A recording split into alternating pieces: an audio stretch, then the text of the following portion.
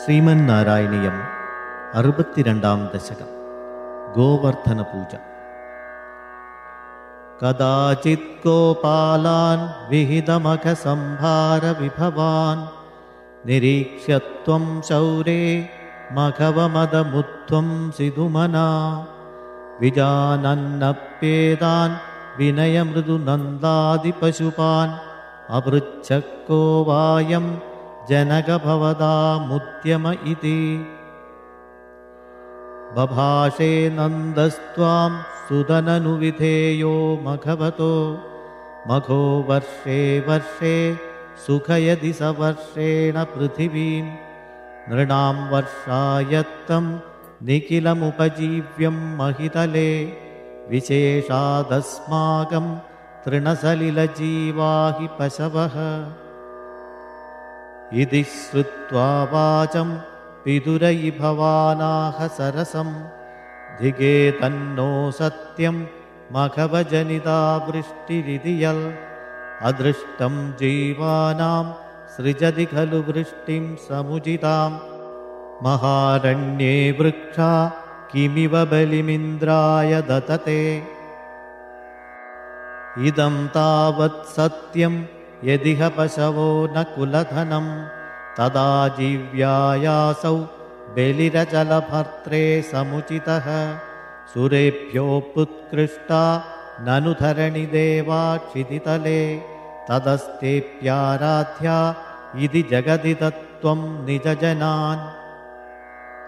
भवद्वाचं श्रुत्वा बहुमतियुदास्तेऽपि पशुपा द्विजेन्द्रानर्चन्दो बलिमददुरुच्छैक्षितिभृदे व्यथुप्रादक्षिण्यं सुभृशमनमन्नादरयुता स्वमादशैलात्मा बलिमखिलमाभीरपुरतः।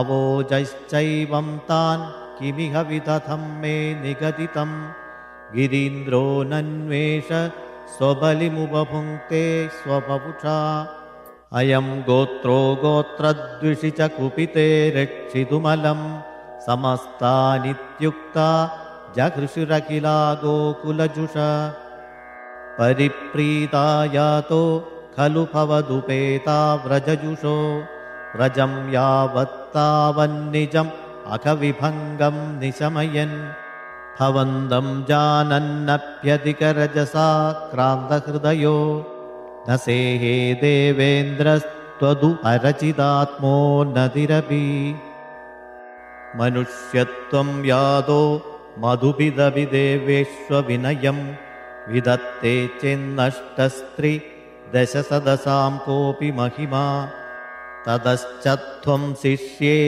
पशुपहदकस्य श्रियमिति प्रवृत्तस्त्वां जेतुं स किल मघवा दुर्मदनिधि त्वदावासं हन्तुं प्रलयजलदानम्बरभुवि प्रहिण्वन् बिभ्राण कुलिशमयमभ्रे भगमन प्रतस्तेनैरन्दर्दहनमरुदाद्यैर्विहसितो भवन्मायानैव त्रिभुवनपते मोहयधिकम् सुरेन्द्रक्रुद्धज्जेद्विजकरुणया शैलकृपया व्यन्यातङ्गोऽस्माकं नियत इति विश्वास्य पशुपान् अहो किं नायातो गिरिभिदिति सञ्चिन्त्य निवसन् मरुद्गेहाधीश प्रणुदमुरवैरिन् मम गदान्।